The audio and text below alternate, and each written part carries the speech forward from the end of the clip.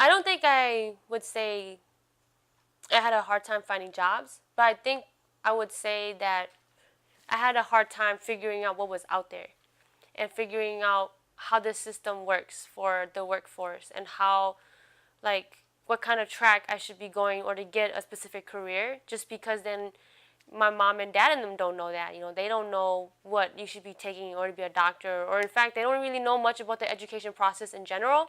It wasn't until I started working and started like going to college and started like I had to figure it out myself, and I really realized that wow, we Hmong people are at a real big disadvantage because one, we don't know what college is, and two, even if we go to college, we don't really know why we're going to college. We're just gonna go because people told us to go. Three, we don't know what what tracks we're supposed to go to. For example, sometimes you don't need to go to a 4-year college in order to get the specific job you want. Sometimes you just need to go to a 2-year college.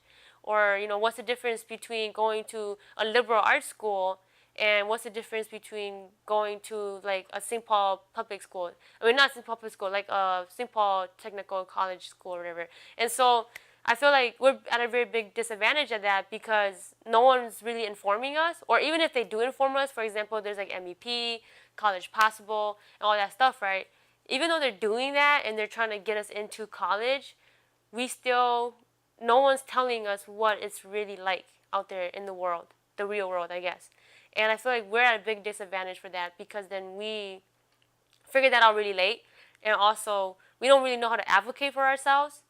That's really important because I feel like one of the ways to get really good jobs is to learn how to present yourself really well in front of people and how to always ask for networking and connecting with people and moving on up, and like even trying to figure out the fact that like jobs, like people don't even know more than 50% of the jobs you get aren't from applying on like websites like Indeed or on a newspaper.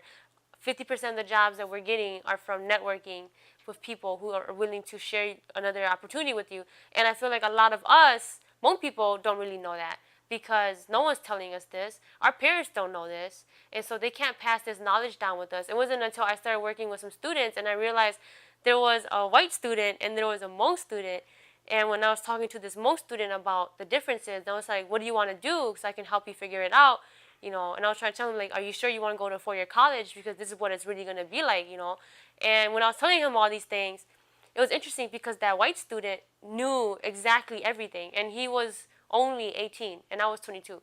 And in my head, I was like, I could see the privilege there because then that white kid knew the system and he knew what he had to do to get where he wanted to go. And he knew how to not waste his time. Compared to us, we don't really know at all. And so that's how I would say about jobs.